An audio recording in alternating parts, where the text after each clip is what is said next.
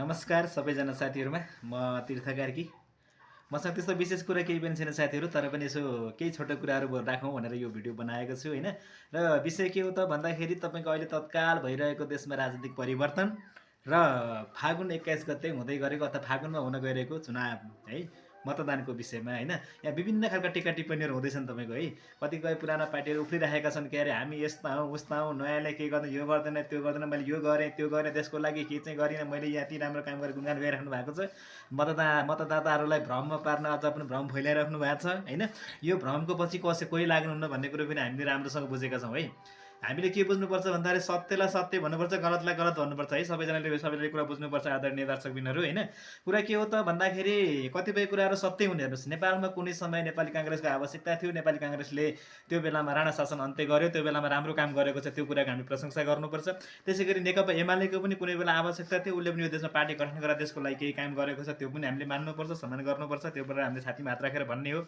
र त्यसपछि आयो देशमा तपाईको के अरे जुन के अरे राजतन्त्र थियो अब त्यो राजतन्त्र जसलाई तपाईको संविधान लाग्दैन थियो देशको कुनै पनि नीति नियम लाग्दैन थियो भने त्यो राजतन्त्रलाई अन्त्य गरेर देशमा चाहिँ राजतन्त्र हटाएर चाहिँ लोकतन्त्र र गणतन्त्र स्थापना गर्नको लागि नेकपा माओवादीले चाहिँ उल्लेखनीय भूमिका खेल्यो र 10 वर्ष जनयुद्ध गर्यो विभिन्न ठाउँमा लडाई भए के भए अनेक भए हैन र त्यसमा देशमा एउटा ठुलो परिवर्तन आयो त्यो परिवर्तन हाम्रो लागि आएको कुरा बुझ्नु पनि त्यो परिवर्तन हाम्रो लागि आयो तर हामीले त्यही परिवर्तनको हामी विरोध गर्छौं कि हामी कुरा के गर्छौं भन्दा अहिले मान्छेले भन्ने गरेका छन् कतिपयले माओवादीले यो गर्यो त्यो गर्यो हत्या रावत यो भन्छ तपाईहरु कुन रूपमा भन्दै त्यो कुरा एकचोटी छातीमा हात राखेर भन्नुस् कुरा बुझ्नु पनि साथीहरु है भन्न खोज्यो के त माओवादी मात्र सही भन्न खोजे हैन कुनै पनि गलत छन् भने सबै पार्टी गलत छन् त्यो बेलामा गलत थियो भने को गलत त्यो बेलाको राज्य जो थियो नि सरकारमा जो थियो नि देशमा त्यो मान्छे गलत थियो त्यो बेलाको प्रधानमन्त्री गलत थियो त्यसमा भएका विभिन्न ठाउँका सुरक्षा उसका प्रमुखहरू गलत थिए के यदि माओवादीले गरेको माग गलत थिएन भनेदेखि तपाईको गलत थियो भनेदेखि त्यसलाई समर्थन जनताले किन गरे हैन देशमा केही परिवर्तनमा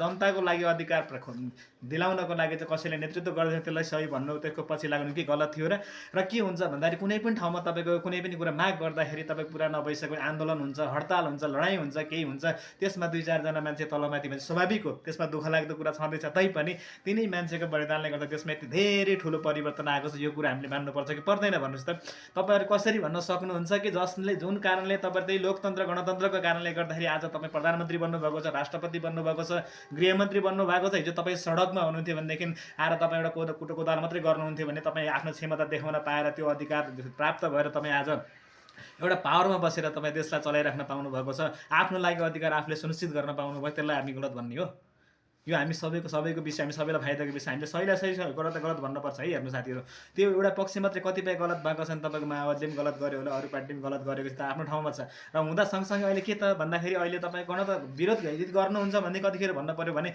तपाई त्यही व्यवस्थाले ल्याइदिएको दिलाएको अधिकार प्राप्त गरेर तपाई अधिकार प्राप्त गर्ने त्यसैले त्यही व्यवस्थामा रहेर तपाई देशको राज्य शक्तिमा बस्ने मन्त्री बन्ने प्रधानमन्त्री बन्ने गृहमन्त्री बन्ने अनि त्यही व्यवस्थाको विरोध गर्ने त्यस्तो पनि सुहाउँछ त्यस्तो पनि हुन्छ हो किन भन्नु त त्यसलाई त्याग्नुस् तपाई सरकारमा नबस्नु त्यहाँबाट पाउने सेवा सिधा कुनै पनि नलिनुस् अनि त्यसपछि विरोध गर्नु यसको विरोधमा लाग्न सक्नुहुन्छ परिवर्तन गर्नुस् सक्नुहुन्छ गणतन्त्र लोकतन्त्रले भन्दा राम्रो खालको अधिकार जनतालाई त्यहाँबाट सुरक्षितता दिनुस् के कुरा बुझ्नु पनि गणतन्त्र लोकतन्त्र गलत होइन त्यसलाई प्रयोग गर्ने त्यसका डाडो पनि चलाउने भान्सीहरू गलत हुन् उनीहरूले गर्दाखेरि गलत भएको हामीले यो विषयलाई स्वीकार गर्नुपर्छ कि पर्दैन तपाईहरु हामी साथीहरु भन्नु त सबैजना हामी म सबैजनालाई अनुरोध गरेँ के हो भन्दाखेरि तपाईलाई मुसाको विष मुसा मार्नको लागि बनाएको कुरा बुझ्नु पनि त्यो मुसाको विष खाएर मान्छे मर्नको लागि बनाएको त्यो त खाने मान्छेको गल्ती हो कोले खान जान्नु पर्यो के जुन कुरा खाँदाखेरि म मर्छु भन्ने त्यो खानु भएन नि त त्यो के को लागि बनाएको त्यसको लागि प्रयोग गर्नु पर्यो नि त हो किन भन्नुस् त यहाँ अहिले विभिन्न बहाना बनाउने विभिन्न गर्ने दोष आरोप प्रत्यारोप लगाउने त्यस्तै हुँदाहुँदै अस्ति एउटा जेनजी आन्दोलन भयो एउटा समूहले आन्दोलन गरेपछि अब त जुन तपाईको यहाँ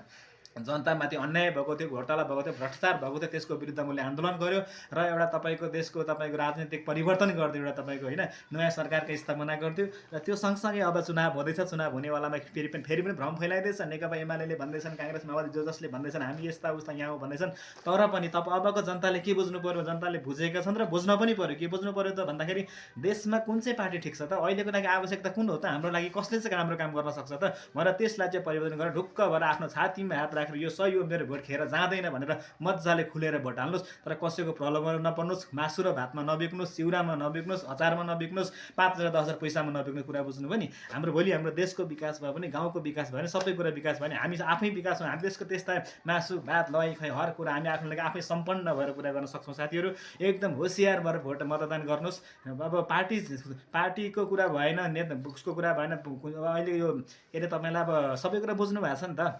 सँगसँगै अहिले नयाँ चलेका पार्टीहरू केही गर्छौँ भनेर आउनु भएको छ, उहाँहरूलाई पनि एकपटक हेरौँ, उहाँहरूलाई पनि भोट दिउँ होइन। र पुरानामा पनि छन् त्यसमा तपाईँ कुरा बुझ्नु भने। भन्दैमा के छ भन्दाखेरि तपाईँको अहिले जुन हामीले जुनसुकै अधिकार प्राप्त गरेका छौँ, बोलेका छौँ, हर कुरा ल्याएका छौँ नि, त्यो कुरा ल्याइदिनलाई त्यसको यो व्यवस्था ल्याएर अधिकार प्राप्त गराउनको लागि नेतृत्व गरेको उल्लेखनीय भूमिका खेलेको नेकपा माओवादी पार्टी छ। त्यो पार्टी पनि गलत होइन, काङ्ग्रेस पनि गलत होइन, एमाले पनि गलत होइन, सबै कुरा आफ्नो ठाउँमा ठिक छन्। तर के भन्दाखेरि त्यहाँ भएका 2-4 जना व्यक्ति गलत हुने कुरा बुझ्नु पनि। तर कुनै पनि पार्टीले तपाईँको गलत व्यक्तिलाई उठाइराखेको छ, गलत नेकपाले उठाएको छ भने तपाईँ हामीले चिनेका छौँ, त्यसलाई मतदान कहिले पनि नगरौँ साथीहरू। मेरो अनुरोध यति मात्रै हो। मैले पनि त्यही नै गर्ने हो, कुरा बुझ्नु पनि। मतदान गर्ने मेरो अधिकार हो। कसैले यो पार्टीलाई दे, त्यो पार्टीलाई दे, यो व्यक्ति भनेर हुँदैन। हामीले आफूले छातीमा हात राखेर भन्ने हो कि मैले गरेको मतदान भोलि खेर जाँदैन र जानु हुँदैन भनेर हामी पक्का भएर भोट दिने हो, कसैको पछि लागिरहेन साथीहरू है त। के हो भनेदेखि त कसैको प्रभाव नपर्नु। अहिले भ्रम गाइरहेको छ, ए नेकपा एमाले त्यो गर्यो, उसले गर्यो, त्यो गर्यो भन्ने कुरा। कुनै बेलामा गर्यो भन्दैमा तपाईँको, कुनै बेलामा तपाईँको के अरे स्यालले लगेको एउटा शिकार चाहिँ बाघले खोस्यो भन्दैमा खोसेर ल्याएर बाघले शिकार गरिरहेछ अहिले भनेदेखि स्यालबाट खोसेको भन्दा स्यालले लगेको थियो मलाई चित्त बुझाउने होइन। यदि कसैले गलत प्रयोग गर्दैछ भने त्यसलाई सदुपयोग गर्छ, जोगाउँछ भने त्यसलाई हामीले राम्रो मान्ने हो कि। सत्य तथ्य के हो त्यसमा बुझ्नुहोस्, बुझेर भोट मतदान गर्नु साथीहरू है। हामी अहिले कसैको भ्रमको पछाडि नलागौँ। मलाई लाग्दा तपाईँहरूलाई लाग्न सक्छ यो एउटा उसले भनेको चाहिँ को नै हो र यसले गरेको कुरा किन पत्याउनु पर्ने भनेर लाग्छ। तर कुरा यथार्थ हेर्नुहोस्, हामी ठुलै मान्छेको मात्रै हेर्छौँ, चिल्ला कार चढेर हिँड्नेहरूको, त्यो टटक्क परेको घुम्ने कुर्सीमा बस्नेहरूको मात्रै कुरा सुन्छौँ, तिनीहरूको पछाडि लाग्छौँ हामी। त्यसैले हामी पछि छौँ आजको दिन कुरा। काम जेसुकै गर्नुहोस्, तपाईँ सडकमा गएर झाडु लाउनुहोस्, तपाईँ टोइलेट सफा गर्नुहोस्, तपाईँ सबै कुरा गर्नुहोस्, त्यो काम गर्ने मान्छे ठुलो हो। त्यो काम गर्नेलाई कामको मूल्याङ्कन गर्नुहोस्, श्रमको मूल्य गर्नुहोस्, कुरा बुझ्नु पनि। श्रमको मूल्याङ्कन गर्नुहोस् के। मान्छे दिमाग छ भनेदेखि क्षमता छ, खुबी काम गर्छ, नहुनेले गफ लाउँछ, दुनियाँलाई भ्रम फैलाएर अनेक गरेर चाहिँ त्यहाँबाट फाइदा लुट्न खोज्छ। यसको पछि कहिले पनि नलागौँ साथीहरू।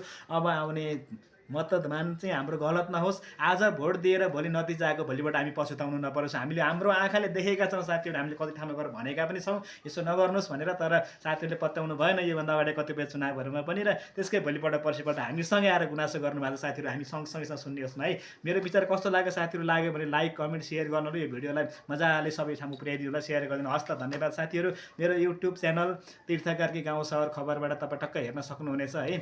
अब के अरे साँचो सिधा खबर भनेर लागेको छु मैले, योबाट भिडियो सेयर गरेँ साथीहरू। हेरेर सुनेर साथ सपोर्ट दिनुहुन्छ, धन्यवाद सबैजनालाई, धन्यवाद। मेरो भिडियो हेरिदिनु हुनेछ भने आशा छ। भिडियो अलिकति लामो बनेको छ, सुन्नु होला साथीहरू, साथ दिनु होला है त। हस् त, धन्यवाद सबैजना, बाई बाई साथीहरू। यदि भिडियोलाई लाइक कमेन्ट सेयर गरेर मजाले यो भिडियोको भ्युज बढाइदिनु भयो, सबै सामु पुर्याइदिनु भयो, प्रतिक्रियाहरू दिनुभयो भने अर्को भिडियो पनि बनाउने मलाई हौसला पक्कै पनि मिल्नेछ साथीहरू। बाई बाई, धन्यवाद, बाई बाई बाई बाई। शुभ सन्ध्या, शुभ सन्ध्या।